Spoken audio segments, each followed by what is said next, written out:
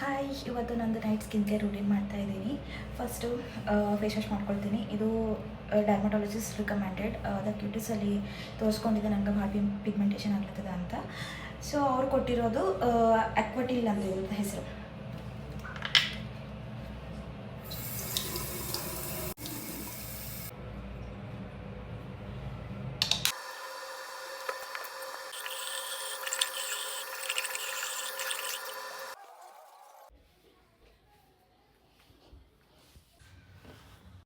Face wash ಆಗಿ ಸ್ವಲ್ಪ dry ಆದಮೇಲೆ ಇದು ಬೇಸ್, ಇದು ಕೂಡ ಡಾಕ್ಟರ್ ರೆಕಮೆಂಡೆಡ್.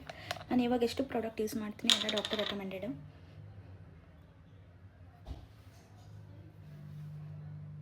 ಸೊ ಇದು ಯಾಕೆ ಹಾಕ್ಕೊಳ್ಬೇಕಂದ್ರೆ ಇದು ಆದಮೇಲೆ ಒಂದು ಪೀಲ್ ಹಚ್ಕೊಳ್ತೀನಿ ನಾನು. ಅದು 30 ಮಿನಿಟ್ಸ್ ಹಚ್ಕೊಳ್ಳೋದಿರ್ತದೆ. ಸೊ ಅದು ಜಾಸ್ತಿ ಬರ್ನ್ ಮಾಡಬಾರ್ದು ಸ್ಕಿನ್ನಿಗೆ ಅಂತ ಫಸ್ಟ್ ಇದು ಬೇಸ್ ಕ್ರೀಮ್ ಹಾಕೋಬೇಕು. ಈಗ ಇದು peel.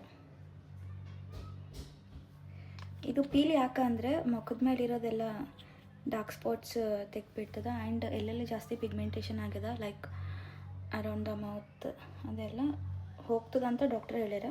So I don't know, ನಾನು ಇದು ಯೂಸ್ ಮಾಡ್ಲತ್ತು 1 ವೀಕ್ ಆಯಿತು. Okay, done. ಲಿಪ್ ಬಾಮ್ ಹಾಕೊಳ್ಳೋದು ಮಾತ್ರ ಮರಿಬಾರ್ದು, ಯಾಕಂದ್ರೆ ಲಿಪ್ಸ್ ಭಾಳ ಡ್ರೈ ಆಗ್ತವೆ ಡ್ಯೂ ಟು ದ್ಯಾಟ್ ಕ್ರೀಮ್.